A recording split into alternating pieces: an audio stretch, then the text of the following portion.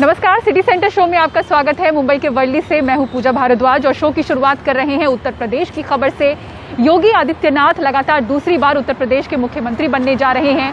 25 मार्च को शपथ ग्रहण समारोह होगा, लेकिन डिप्टी सीएम कौन होगा, इस पर सस्पेंस अभी भी बरकरार है। इस पद पर कौन विराजमान होगा, इसको लेकर चर्चा अभी भी चल रही है। आलोक पांडे की एक ग्राउंड रिपोर्ट देखिए। उत्तर प्रदेश में बीजेपी की बड़ी जीत के 11 दिनों बाद और योगी आदित्यनाथ के शपथ लेने से 4 दिन पहले भी एक बड़ा सवाल जवाब मांग रहा है कि उत्तर प्रदेश के उप मुख्यमंत्री कौन होंगे। इस वक्त यूपी की नई सरकार के फॉर्मेशन में जो सबसे बड़ा सवाल है वो शायद ये है कि केशव प्रसाद मौर्य जो पिछली सरकार में उप मुख्यमंत्री थे, क्या फिर से अपना पद रिटेन कर पाएंगे कि नहीं।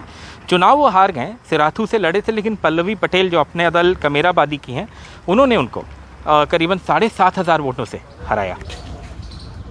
मौर्य की अनदेखी करना बीजेपी के लिए आसान नहीं होगा, क्योंकि वो बीजेपी में ओबीसी का बड़ा चेहरा हैं और लोकसभा चुनाव महज 2 साल दूर हैं। हार नहीं, उन्हीं की जीत है। उन्हीं के नेतृत्व में पूरा प्रदेश का चुनाव लड़ा गया और ऐतिहासिक जीत हुई, प्रचंड बहुमत प्राप्त हुआ। बहुत प्रचंड मेहनत उन्होंने चुनाव में किया और प्रत्येक दशा में हम लोग माननीय मोदी जी से और योगी जी से करबद्धतापूर्वक प्रार्थना करते हैं कि माननीय श्री केशव प्रसाद मौर्य जी को उप मुख्यमंत्री पद पर फिर से आसीन किया जाए और उनके पद और गरिमा को किसी भी दिशा में घटाया न जाए। नहीं, हम लोगों को बहुत ही दुख होगा। बीजेपी सूत्र कहते हैं कि मौर्य को हटाकर बीजेपी के राज्य प्रमुख स्वतंत्र देव सिंह को लाना एक विकल्प हो सकता है, जो खुद भी पार्टी में ओबीसी का एक बड़ा चेहरा हैं। सिंह ने बीजेपी के हारे हुए उम्मीदवारों को यह खत लिखा है और उनसे पूरी ताकत से बीजेपी के लिए काम करने की अपील की है। दूसरे उप मुख्यमंत्री और बीजेपी के एक अहम ब्राह्मण चेहरा दिनेश शर्मा ने विधानसभा का चुनाव नहीं लड़ा। सूत्रों का कहना है कि उनको इस बार सरकार में नहीं, लेकिन दूसरी कोई अहम भूमिका दी जा सकती है। उनकी जगह ले सकते हैं कानून मंत्री रहे ब्रजेश पाठक, जो ब्राह्मण ही हैं। एक और नाम जो चल रहा है वो है उत्तराखंड की पूर्व राज्यपाल बेबी रानी मौर्य का। वो एससी समुदाय से पार्टी की बड़ी नेता हैं और आगरा से हैं। माना जा रहा है कि आप डिप्टी सीएम पद की दावेदार हैं और पहले भी आपको बड़ी महत्वपूर्ण जानकारी मिल चुकी है, चर्चा भी है, तो आप कितनी आप ही लोग दे रहे हैं मेरे को तो जानकारी, मुझे तो कहा नहीं गया। लखनऊ के स्टेडियम में शपथ के लिए तैयारियां जोरों पर है, जहां शुक्रवार को योगी के शपथ समारोह में तकरीबन 50,000 लोगों के आने की उम्मीद है। लखनऊ से कैमरा पर्सन राजेश गुप्ता के साथ आलोक पांडे, एनडीटीवी इंडिया। और पंजाब में मंत्रियों को विभाग बांट दिए गए हैं। आइए आपको बताते हैं किसको क्या क्या मिला। गृह मंत्रालय सीएम भगवंत मान ने ही अपने पास रखा है, जबकि हरपाल चीमा वित्त मंत्री होंगे। शिक्षा मंत्रालय मीत हायर के पास रहेगा। विजय सिंगला स्वास्थ्य मंत्री बनाए गए हैं। हरभजन सिंह को बिजली मंत्री बनाया गया। लाल चंद को खाद्य आपूर्ति मंत्रालय दिया गया और लालजीत सिंह भुल्लर परिवहन मंत्री बनाए गए। और आम आदमी पार्टी की तरफ से राज्यसभा के लिए 5 नाम तय हुए हैं। राघव चड्ढा जो आम आदमी पार्टी के पंजाब सह प्रभारी हैं, डॉक्टर संदीप पाठक आईआईटी में प्रोफेसर हैं, पूर्व cricketer Harbhajan Singh, lovely professional university के फाउंडर अशोक मित्तल और उद्योगपति संजीव अरोड़ा। आज इन सभी उम्मीदवारों ने अपना पर्चा भी दाखिल कर दिया। डॉक्टर संदीप पाठक पंजाब में पार्टी की ऐतिहासिक जीत के चाणक्य माने जाते हैं। वो अरविंद केजरीवाल और भगवंत मान दोनों के करीबी बताए जाते हैं। आईआईटी में फिजिक्स के जाने माने प्रोफेसर पाठक पिछले 3 साल से पंजाब में डेरा डाले हुए थे और आम आदमी पार्टी के लिए बूथ लेवल का संगठन तैयार कर रहे थे। कोलकाता और झारखंड में 5500 करोड़ से ज्यादा के कोयला घोटाले से जुड़े मनी लॉन्ड्रिंग मामले में पश्चिम बंगाल की मुख्यमंत्री ममता बनर्जी के भतीजे अभिषेक बनर्जी से दिल्ली में ईडी ने घंटों पूछताछ की। उनकी पत्नी से भी पूछताछ होगी। उधर पश्चिम बंगाल पुलिस ने इस मामले की जांच कर रहे 3 अधिकारियों को पूछताछ के लिए बुलाया है। ममता बनर्जी के भतीजे और टीएमसी सांसद अभिषेक बनर्जी सोमवार सुबह 11 बजे दिल्ली में ईडी मुख्यालय पहुंच गए। उन्हें कोयला घोटाले से जुड़े मनी लॉन्ड्रिंग के मामले में पूछताछ के लिए बुलाया गया था। पूछताछ के पहले उन्होंने आरोप लगाया कि केंद्र सरकार उन पर दबाव बनाने के लिए अपनी एजेंसियों का इस्तेमाल कर रही है। So the central government or the BJP, despite all its might, blitz and vigor, they are failing to take on Trinamool Congress electorally and democratically. That is the reason they are taking on Trinamool by using the agencies. इससे पहले बीते साल सितंबर में ED Abhishek Banerjee से पूछताछ कर चुकी है। अभिषेक की पत्नी रुचिरा बनर्जी को भी पूछताछ के लिए बुलाया गया था, लेकिन कोरोना का हवाला देते हुए वो नहीं आई। अभिषेक ने इसी साल दिल्ली हाई कोर्ट में अर्जी लगाकर कहा कि उनसे पूछताछ कोलकाता में हो, लेकिन उनकी अर्जी खारिज कर दी गई। दरअसल सीबीआई ने 27 नवंबर 2020 को ईस्टर्न कोलफील्ड लिमिटेड के कई अफसरों अनूप माझी उर्फ लाला, सीआईएसएफ और रेलवे के अज्ञात अफसरों के खिलाफ केस दर्ज किया था। आरोप था कि इन लोगों की मिलीभगत से बंद पड़ी खदानों से बड़े पैमाने पर कोयला चोरी किया गया। इस मामले का मुख्य आरोपी अनूप माझी उर्फ लाला और अभिषेक बनर्जी का करीबी विनय मिश्रा है। विनय मिश्रा फरार है और उसके खिलाफ गैर जमानती वारंट जारी है। आरोप है कि इस घोटाले में रुचिरा की कुछ कंपनियों में भी लेन देन हुआ। इन कंपनियों से अभिषेक भी पहले जुड़े थे। ईडी इसी को लेकर मनी लॉन्ड्रिंग की जांच कर रही है। अब 22 मार्च को इसी मामले में अभिषेक की पत्नी रुचिरा बनर्जी से पूछताछ होनी है। इस घोटाले को लेकर आरोप काफ़ी गंभीर हैं, लेकिन अभिषेक बनर्जी इससे पहले से ही राजनीतिक साजिश करार देते आए हैं। अब पूछताछ में और जांच में क्या कुछ सबूत मिल पाते हैं, ये देखना होगा। नई दिल्ली से कैमरामैन शशिकांत झा के साथ मैं मुकेश सिंह, एनडीटीवी इंडिया। और कश्मीर फाइल्स फिल्म को लेकर सियासी बवाल मचा हुआ है।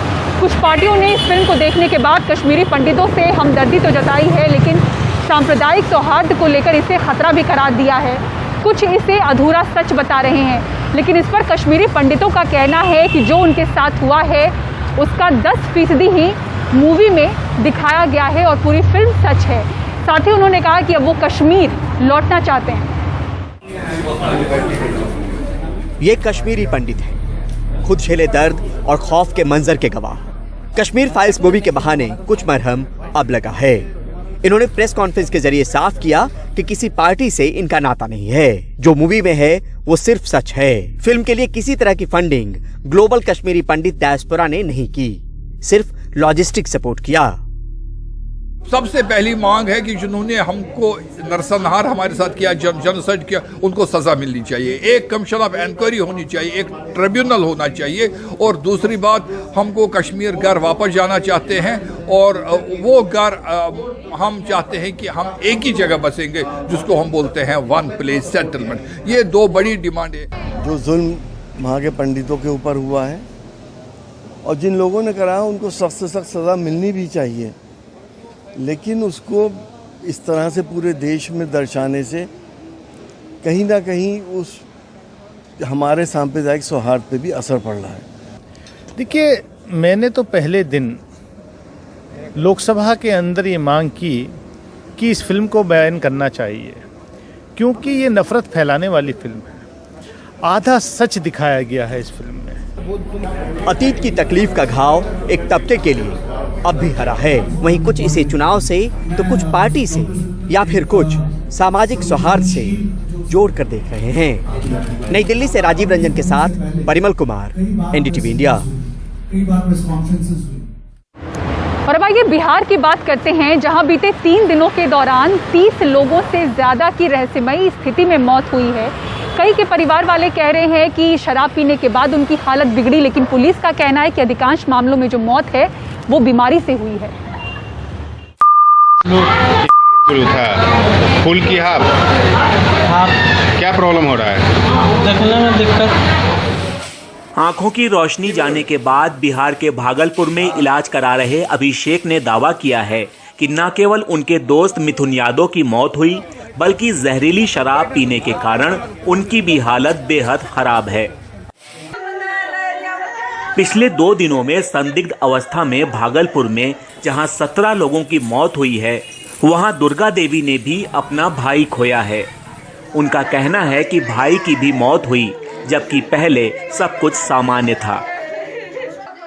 इलाज पहले से भी चल रहा था? नहीं सर, ये पहले बार जो है ऐसा दर्द अचानक हुआ था?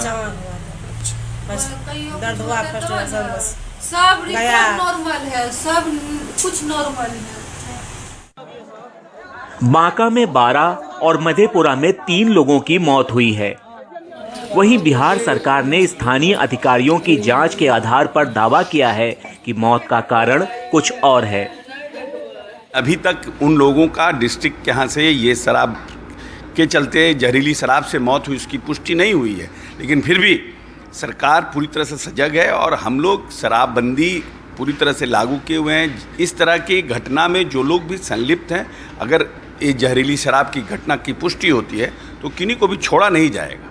इसका सिर्फ और सिर्फ जिम्मेवार बिहार के मुख्यमंत्री माननीय नीतीश कुमार जी हैं और माननीय मुख्यमंत्री की चहेते लोग, जो इनके मानने वाले लोग हैं और एनडीए के जो रसूखदार नेता हैं, उनके देख रेख में पूरे बिहार में दूसरे प्रदेशों से खेप पर खेप आता है। सवाल यह नहीं है कि बिहार में जहरीली शराब से कितने लोगों की मौत हुई, प्रश्न यह भी नहीं है कि आखिर इन मौतों के बाद प्रशासनिक जांच में किस प्रकार से सरकार के द्वारा लीपापोती किया जा रहा है। लेकिन चिंता की बात यह है कि मुख्यमंत्री नीतीश कुमार के तमाम दावों के बावजूद बिहार में न केवल शराब उपलब्ध है, बल्कि जहरीली शराब पीकर न केवल लोगों की जानें जा रही हैं, बल्कि कई लोग तो पूरे जीवन के लिए अपनी आंखों की रोशनी भी खो रहे हैं। पटना से कैमरामैन हबीब अली के साथ मनीष कुमार, एनडीटीवी इंडिया के लिए। और भाई मध्य प्रदेश की बात करते हैं, जहां पिछड़ा वर्ग के छात्रों की स्कॉलरशिप रुक गई है। बजट की कमी के साथ साथ बढ़ी फीस को भी वजह बताया जा रहा है, लेकिन ये वजह जानने के बाद भी छात्रों की जो परेशानी है वो कम नहीं हो रही है। अब कई जगहों पर छात्र प्रदर्शन करने लगे हैं। पिछड़े वर्ग का ज्यादा हितैषी कौन है, इस मुद्दे पर मध्य प्रदेश विधानसभा में हंगामा होता रहा है। कई सत्र स्थगित हुए हैं। हंगामा सड़क पर भी है। विदिशा के इन छात्रों का आरोप है कि वो निजी कॉलेज में पढ़ते हैं, उन्हें 2 साल से स्कॉलरशिप नहीं मिली है। कलेक्टर दफ्तर में ये ज्ञापन देने जुटे थे। विगत 2 सालों से स्कॉलरशिप हमारी नहीं आई है। इसके उपलक्ष्य में हमने कलेक्टर साहब को ज्ञापन दिया और आश्वासन में हमें ये कहा है कि जल्द से जल्द कार्रवाई की जाएगी। पिछले 2 वर्षों से हमारी जो है छात्रवृत्ति नहीं आई। किसी भी हमारी क्या सर, किसी भी कॉलेज, प्राइवेट कॉलेजों की जो है हमारी छात्रवृत्ति नहीं आई है। तो सर हम क्या है कि बिना जो स्कॉलरशिप नहीं आ रही उसके चक्कर में सर हम मजबूरन हमारी पढ़ाई रोकने को मजबूर हो रहे हैं। तो सर से मांगे हमारी छात्रवृत्ति डाली जाए और ये हमारे साथ अन्याय हो रहा है। धार के सुहेल फार्मेसी की पढ़ाई कर रहे हैं, पिता नहीं है, अकेले घर चलाना है, स्कॉलरशिप नहीं मिलने से परेशान हैं। वो कोई सुनता नहीं, सर के पास भी गया था मैं, वो बोला तुम घर बन जाओगे, वो कोई रिस्पॉन्स नहीं है। मध्य प्रदेश में कॉलेज की पढ़ाई कर रहे ओबीसी वर्ग के 6 लाख छात्रों को मिलने वाली स्कॉलरशिप रुक गई है। सूत्रों के मुताबिक 2019-20 से लेकर अभी तक स्कॉलरशिप के 1600 करोड़ रुपए छात्रों को मिलने हैं। 2021-22 के 6 लाख, 2020-21 के 3 लाख और 2019-20 के 1.5 लाख छात्रों को स्कॉलरशिप का इंतजार है। अधिकारी कहते हैं फीस बढ़ने से बजट की दिक्कत हुई, विपक्ष अनदेखी का आरोप मढ़ रहा है। इस बजट में ही माननीय सप्लीमेंट्री माननीय मुख्यमंत्री ने रख दिया था, कोई भी विद्यार्थी नीट से हो या अन्य हो, ओबीसी वर्ग हो, एससी हो, एसटी हो, या जनरल सामान्य वर्ग का जिसको छात्रवृत्ति मिल रही, सबको छात्रवृत्ति देने जा रहा है। मध्य प्रदेश में एक ऐसा लूटमार का शासन चल रहा है जिसमें विद्यार्थियों को स्कॉलरशिप नहीं मिल रही। लाखों विद्यार्थी हैं और कम से कम 1000 करोड़ रुपया का जो है पेंडेंसी है जो विद्यार्थियों को नहीं दिया जा रहा।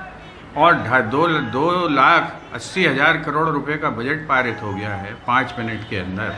आप देखें जो बच्चियों को शादियों में अनुदान मिलता है वो भी लूट लिया जा रहा है, उसके भी कांड निकल रहे हैं। बच्चों को स्कॉलरशिप नहीं मिल रही, इसके कांड निकल रहे हैं।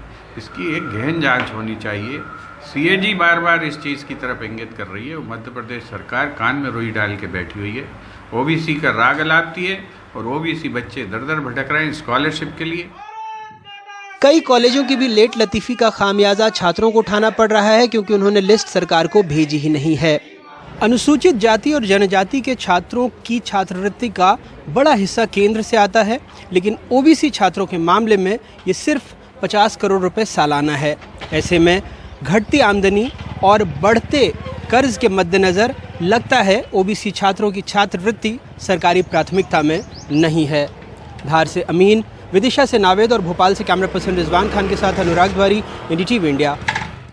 और पद्म पुरस्कारों से सम्मानित हुई कई हस्तियां। तस्वीरें और पूरी खबर एक ब्रेक के बाद देखते रहिए सिटी सेंटर शो।